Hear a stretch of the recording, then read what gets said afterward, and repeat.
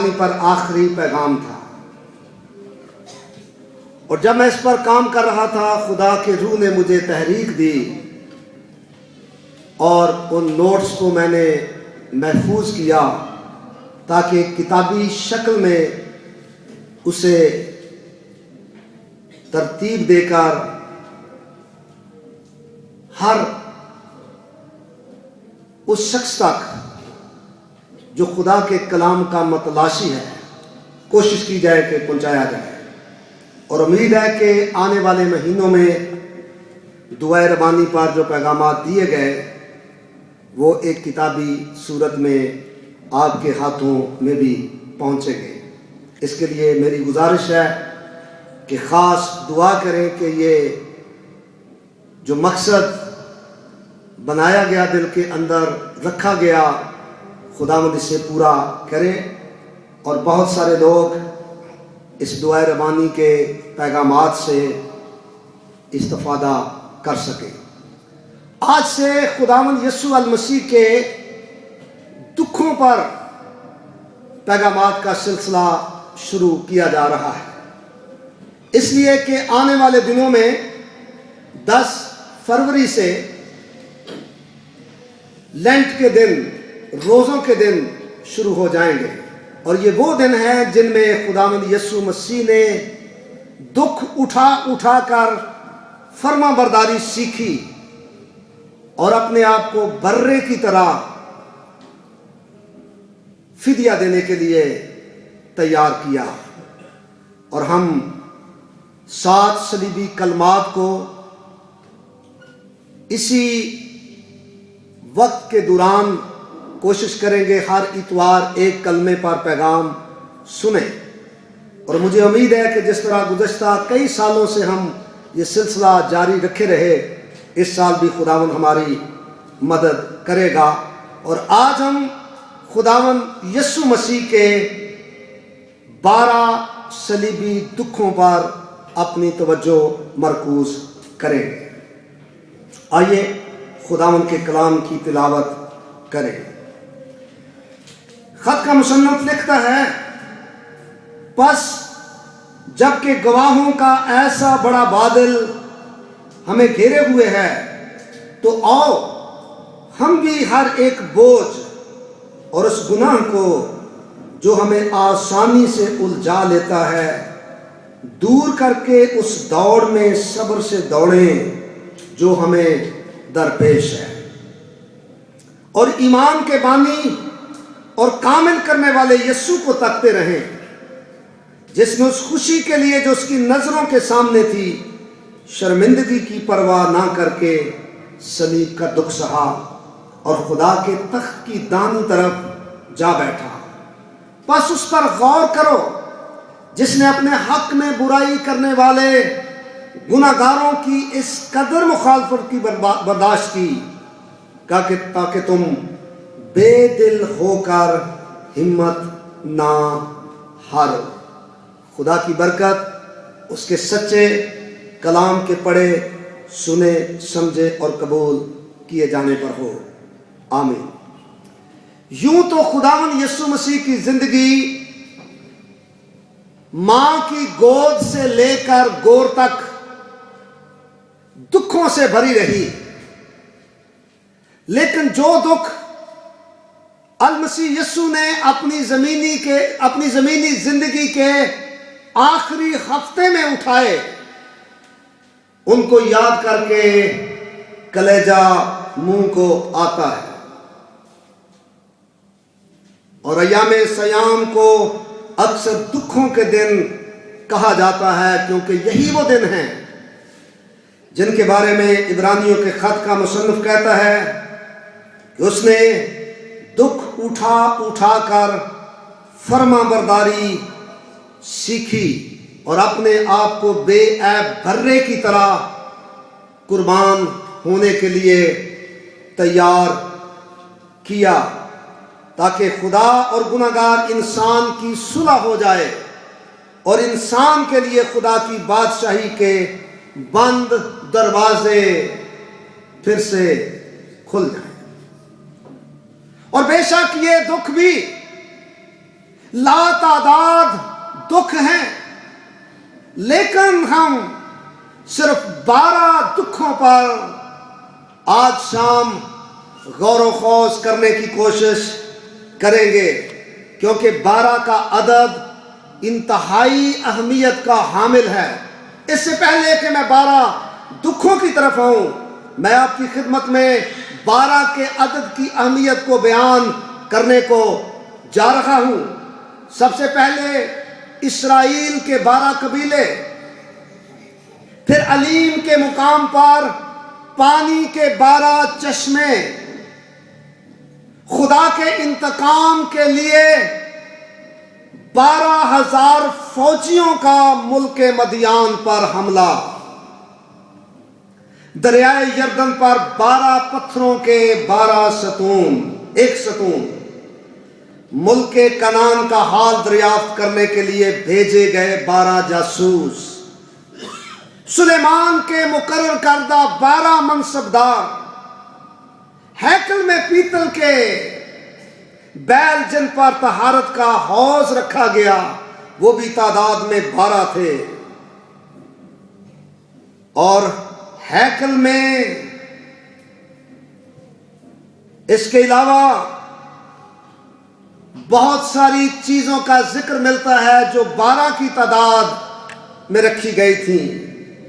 ایلیا کا 12 پتھروں کا مذبح بنا کر بال کو شکست فاش دینا، علیشا کی 12 جوڑی بیلوں کی قربانی، حزقیل کو دکھایا گیا 12 ہاتھ چوڑا اور 12 ہاتھ لمبا مذبح، 12 برس کی بیمار عورت کی شفا، یار کی 12 سالہ مردہ بیٹی کو یسوع مسیح کا زندہ کرنا، 5 روٹیوں اور 2 مچھلیوں پر برکت دینے کے بعد 12 ٹوکریوں کا اٹھانا، یسوع المسیح کے 12 برس کی عمر میں یہودی ربیوں کے سوالوں کا جواب دینا، یسوع المسیح کی نئی بادشاہت کے 12 تخت، نئے یروشلم کے 12 دروازے، 12 دروازوں پر 12 پتھر، اس کے باغ فردوس میں 12 قسم کے پھل، دن کے 12 گھنٹے اور سال کے 12 مہینے، المسیح کے 12 شاگرد اور 12 پر رسالت کی مہر، المسیح کے عید قیامت کے بعد، مردوں میں سے جی اٹھنے کے بعد 12 ظہور، اور آخری بات المسیح یسوع کے 12 صلیبی دکھ، جو اس وقت ہماری توجہ کا مرکز بننے والے ہیں۔ آئیے سب سے پہلے دکھ پر اپنی نظر لگائیں۔ سب سے پہلا دکھ باغ گت سمنی سے شروع ہوتا ہے۔ جان کنی کی حالت کا دکھ، لوکا 22واں باب 44ویں آیت میں لکھا ہے، پھر وہ سخت پریشانی میں مبتلا ہو کر اور بھی دل سوزی سے دعا کرنے لگا، اور اس کا پسینہ گویا خون کی بڑی بڑی بوندیں ہو کر زمین پر ٹپکتا تھا۔ اور گت سمنی کا مطلب ہے کوہلو، کلہو، جس کے اندر خداوند یسوع مسیح گویا کہ پیڑا گیا۔ وہ دکھ جو انسان گناہگار نے سہنے تھے، خداوند یسوع مسیح نے سہے، اور لکھا ہے کہ اس کا پسینہ گویا خون کی بڑی بڑی بوندیں بن بن کر زمین پر ٹپکنے لگا۔ جو کولو گناہگار انسان کے پیڑے جانے کے لیے تیار کیا گیا تھا، وہ بے عیب اور پاک بھرے نے لیا۔ اور دوسرا کرنتھیوں 5ویں باب کی 21ویں آیت میں لکھا ہے، جو گناہ سے واقف نہ تھا اسی کو اس نے ہمارے لیے گناہ ٹھہرایا۔ اور خداوند یسوع مسیح کا پسینہ گویا خون کی بوندیں بن بن کر زمین پر ٹپکنے لگا۔ یہ اس کا پہلا دکھ تھا۔ دوسرا دکھ یہودا اسکریوتی کی بے وفائی اور غداری۔ میں نہیں جانتا آپ میں سے کتنوں کو اس بات کا تجربہ حاصل ہوا ہو، جب وفا کے بدلے جفا، محبت کے بدلے کدورت اور نفرت،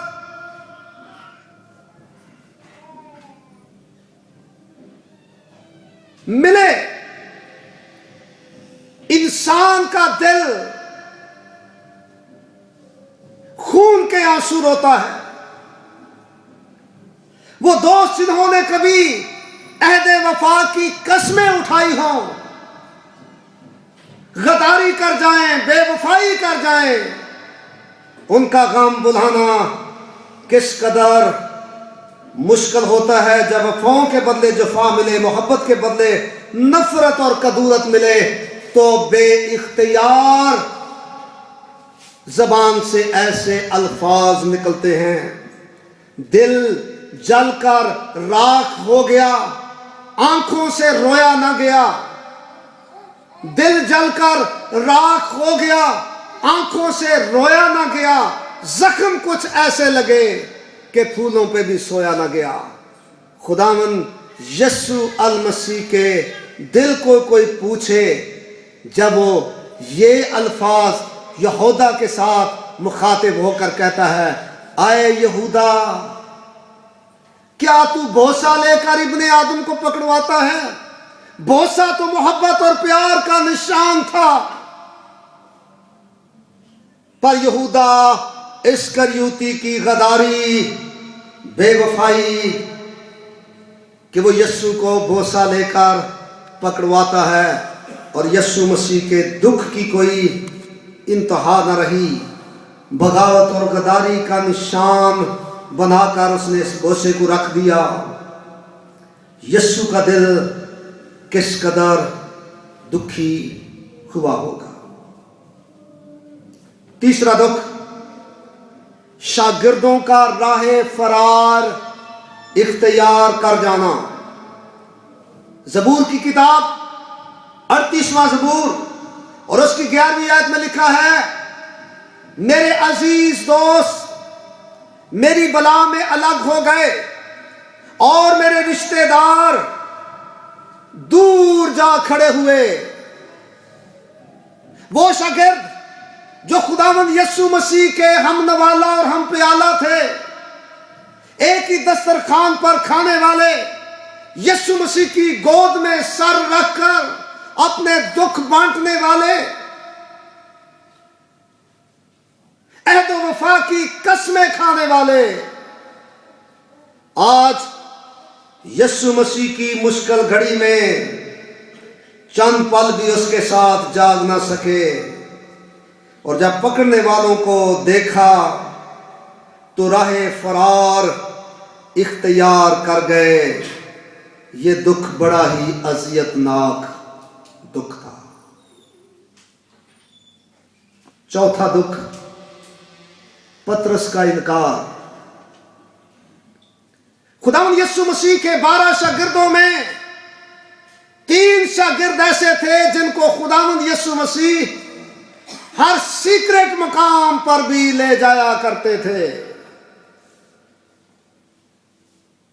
اور پطرس ہمیشہ خداوند یسوع مسیح کے ساتھ ہاتھ پر ہاتھ رکھ کر قسمیں اٹھایا کرتا تھا، گو سب تجھے چھوڑ جائیں لیکن میں تجھے کبھی نہیں چھوڑوں گا۔ آج ایک لونڈی کے سامنے لعنت کی قسمیں کھانے لگا اور مسیح کے سامنے اس کے سنتے ہوئے کہنے لگا کہ میں اس شخص کو جانتا ہی نہیں کہ یہ کون ہے۔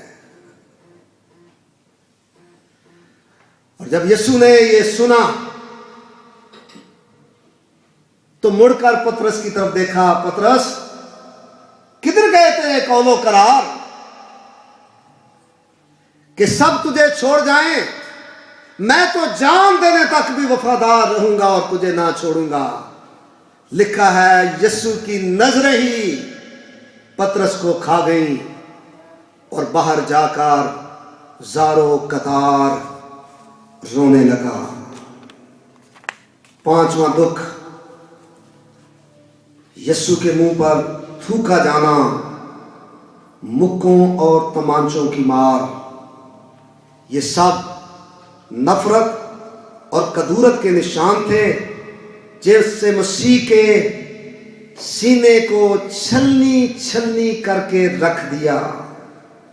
اس کی تشریح یسایہ نبی اپنے صحیفے کے 50ویں باب کی 6 اور 7 آیات میں کرتا ہے، میں نے اپنی پیٹھ پیٹنے والوں کے اور داڑھی نوچنے والوں کے حوالے کی، میں نے اپنا منہ رسوائی اور تھوک سے نہیں چھپایا،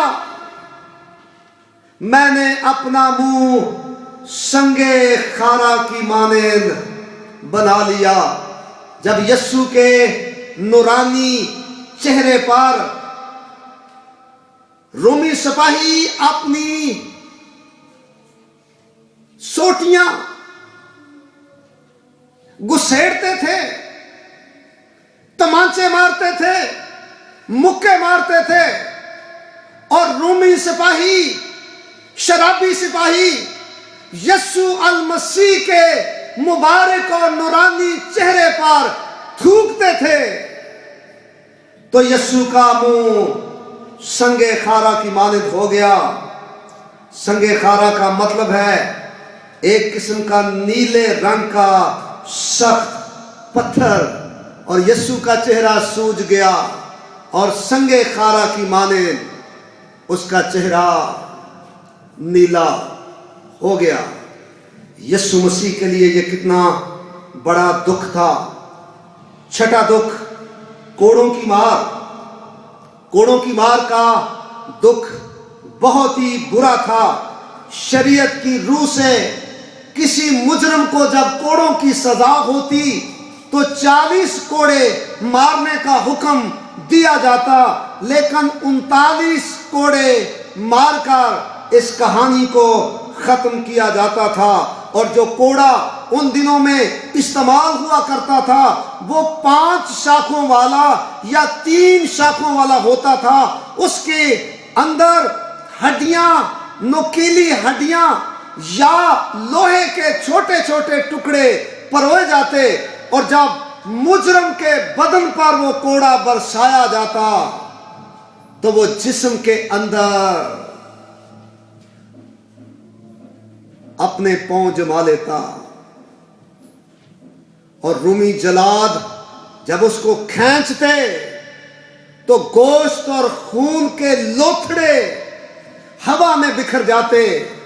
اگر آپ دا پیشن آف کرائسٹ دیکھیں تو آپ کو پتا چلے گا کہ یسوع مسیح کے بدن پر جب کوڑے برسائے گئے، پہلے پیٹھ پر، پھر کمر پر، پھر پنڈلیوں پر، اور جب کوئی جگہ باقی نہ رہی تو اس کو سیدھا کر کے اس کی چھاتی پر اور اگلے حصوں پر کوڑے مارے گئے، جنہوں نے خداوند یسوع مسیح کے بدن کو چھلنی چھلنی کر کے رکھ دیا۔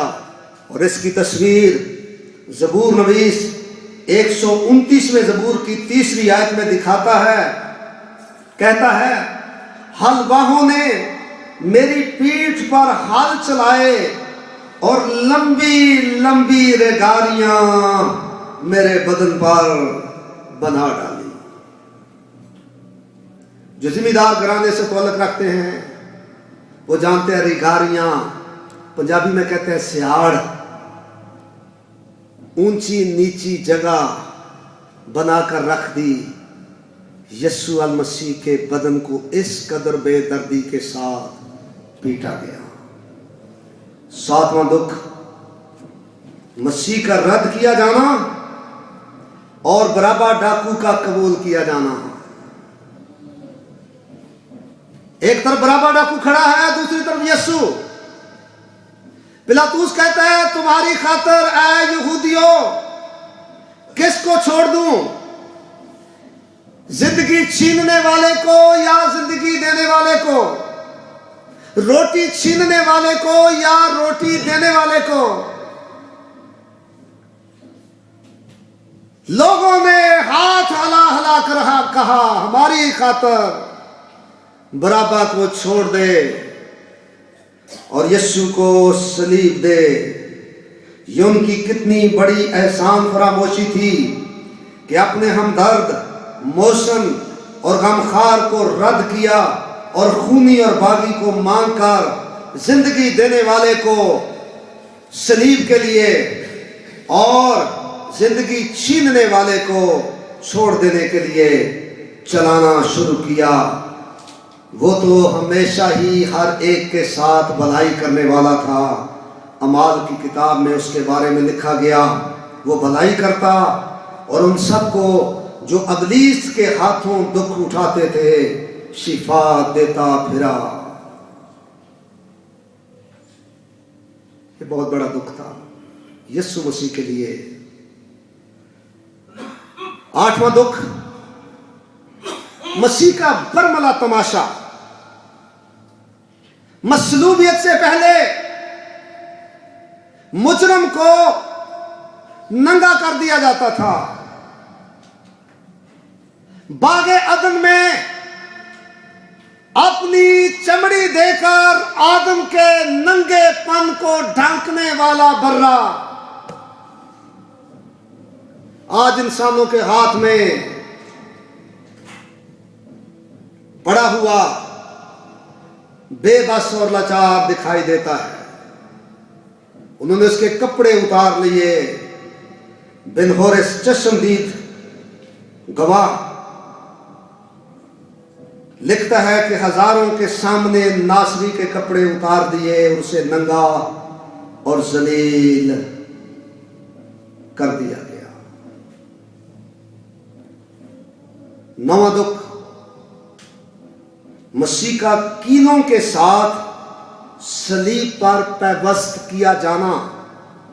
آپ سب جانتے ہیں چھوٹا سا کیل اگر جسم میں لگ جائے کس قدر اس کی اذیت اور درد آپ کی راتوں کی نیند اڑا کر رکھ دیتا ہے۔ فوری طور پر ہاسپٹل لے جایا جاتا ہے۔ یسوع کے ہاتھوں اور پاؤں میں زنگ آلودہ کیل جو صلیب کے ساتھ لکڑی کے اندر جڑ دیے گئے۔ رومی شاعر سسرو لکھتا ہے کہ اس طرح کے مجرموں کو کئی بار کیل ٹھونکتے ٹھونکتے ہی موت آ جایا کرتی تھی۔ ہاتھ اور پاؤں جلس کر رہ جاتے، مجرم پیاس پیاس چلا اٹھتا اور کئی بار درد کی تاب نہ لا کر وہ دم توڑ جاتا۔ یسوع المسیح کے ہاتھوں اور پاؤں میں زنگ آلودہ کیل فسدے خون بنے رہے 6 گھنٹوں تک جب وہ صلیب پر تن تنہا لٹکا تھا۔ کتنا بڑا یہ دکھ تھا۔ 6 گھنٹوں تک یسوع مسیح کو کیلوں کے ساتھ جڑا رکھا۔ 10واں دکھ، زبان کا کوڑا۔ پہلے ہم نے دیکھا فزیکل کوڑا جو 39 بار یسوع کے بدن پر برسایا گیا۔ اب زبان کا کوڑا جو اس کوڑے سے بھی زیادہ درد دینے والا کوڑا تھا۔ یسوع کے تو منہ میں کبھی چھل نہ تھا، اس کے منہ سے ہمیشہ بھلائی کی باتیں نکلتی، خدا کی خوشخبری کی باتیں نکلتی، یہاں تک کہ صلیب پر بھی دشمنوں کے لیے دعائے خیر نکلی، اے باپ ان کو معاف کر دے کیونکہ یہ جانتے نہیں کہ کیا کرتے ہیں۔ پر لان تان کرنے والے اس کی روح کو بھی زخموں سے چھلنی چھلنی کرتے رہے۔ امثال 17واں باب اس کی 22ویں آیت میں لکھا ہے، افسردہ دلی ہڈیوں کو خشک کر دیتی ہے، اور میرے خداوند کے بدن پر وہ تو کوڑا برسایا ہی گیا، اب زبان کے کوڑے نے اس کی روح کو بھی چھلنی چھلنی کر دیا اور اس کی ہڈیوں کو خشک کر ڈالا۔ 11واں دکھ، صلیب کی اذیت۔ متی کی انجیل کا 27واں باب اور 36ویں آیت میں لکھا ہے، اسے مصلوب کیا گیا۔ رومی حکومت ایک عالمگیر حکومت رہی ہے جنہوں نے 300 سالوں تک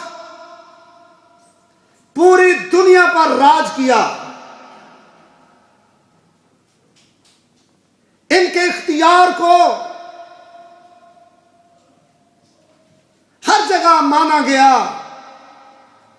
کیونکہ یہ سخت سے سخت سزائیں اس لیے دیا کرتے تھے کہ ان کی دہشت پھیل جائے اور ان کے خلاف کبھی کوئی بغاوت نہ کرے۔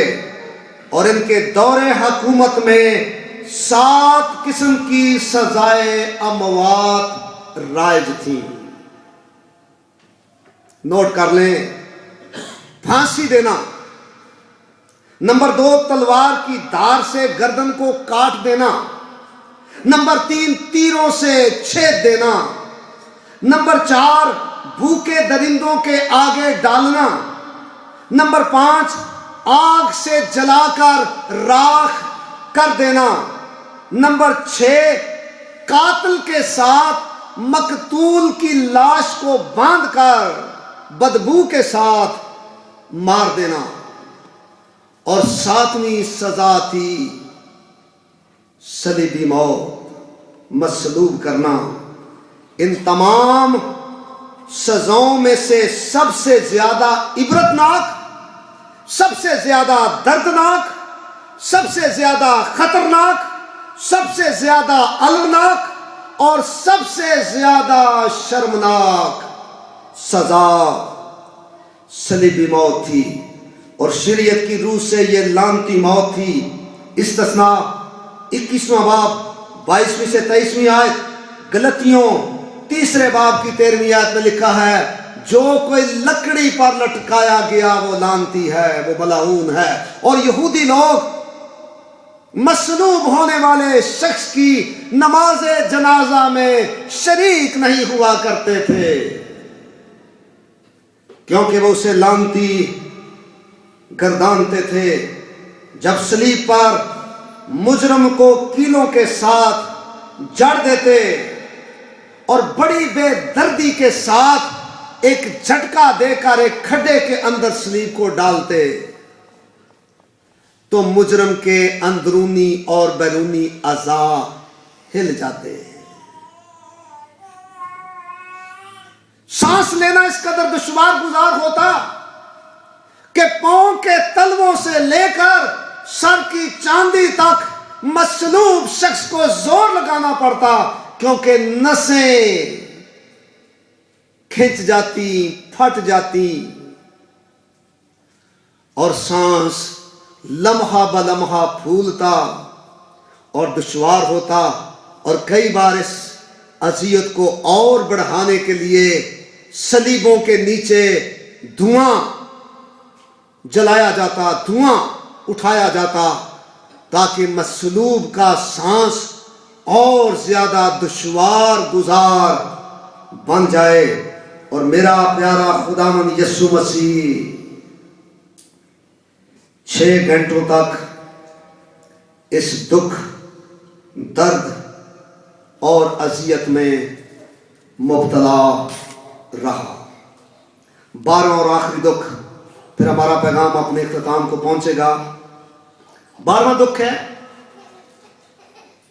باپ کی جدائی کا صدمہ. متی کی انجیل کا 27واں باب 46ویں آیت. اور یہ الفاظ زبور کی کتاب کے 22ویں زبور کی پہلی آیت کے الفاظ ہیں.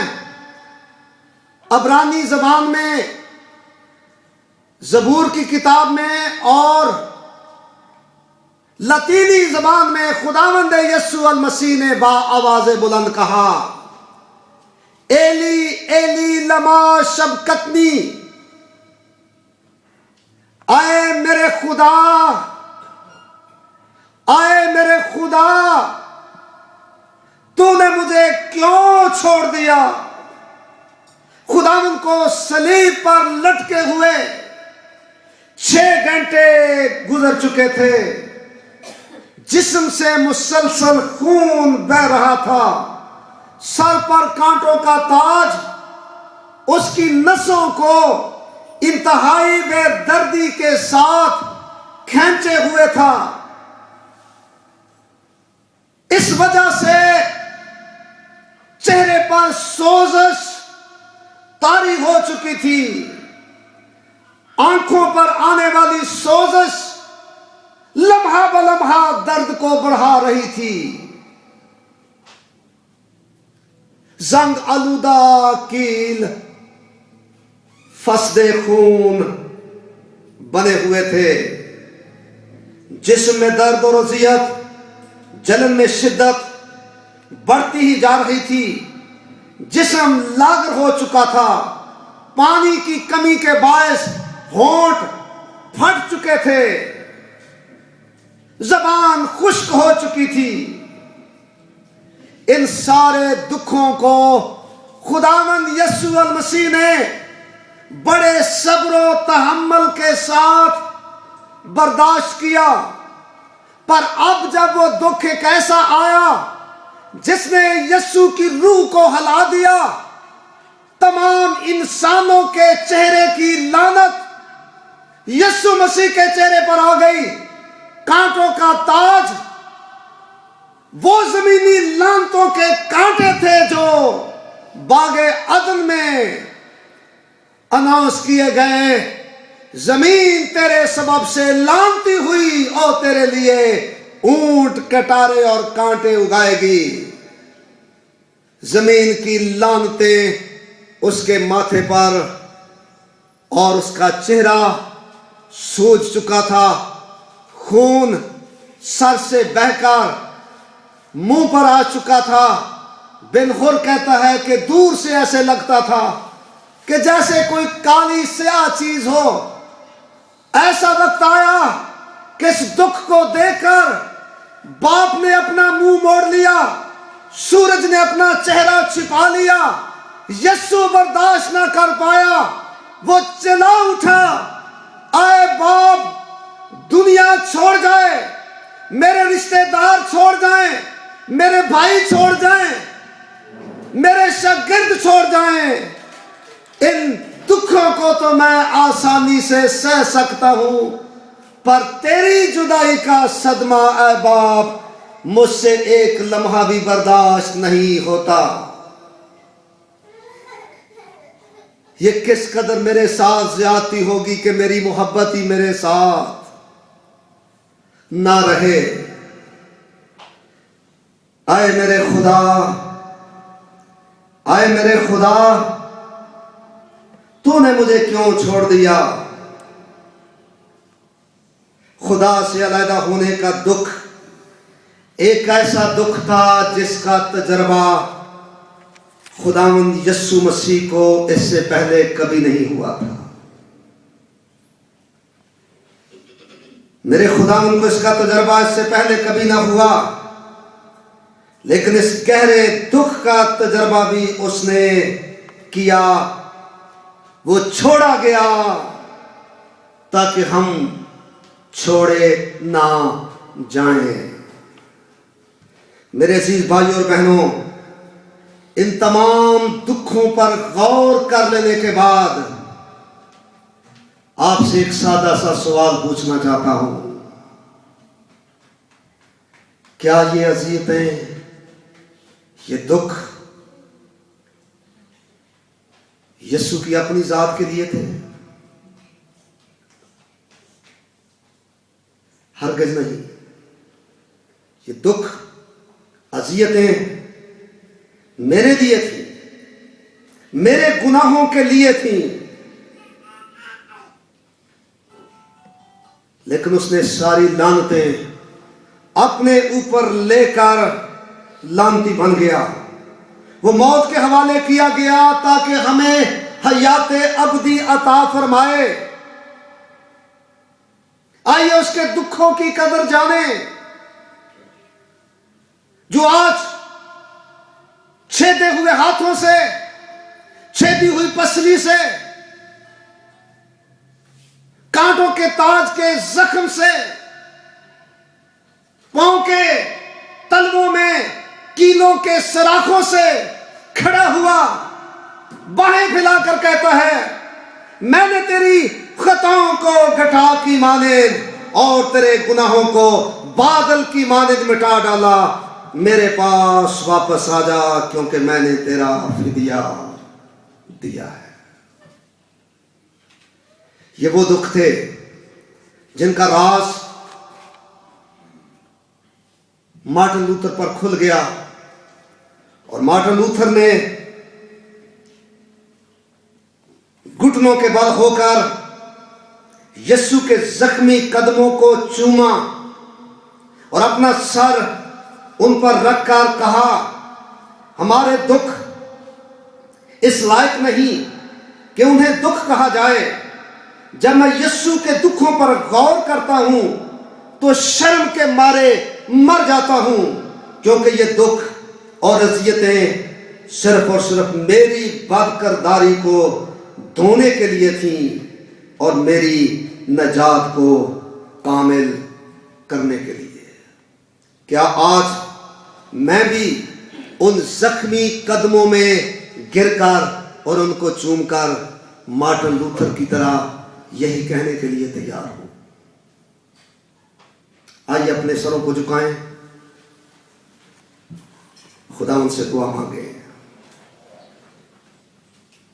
تیری قدر ہو جانے، جڑا زخم پہچانے، لہو جنہ وچوں بگ کے آیا دیس ہمارے۔ بھائی ناصر مغل، آپ خدا کے کلام کے لیے دعا کریں۔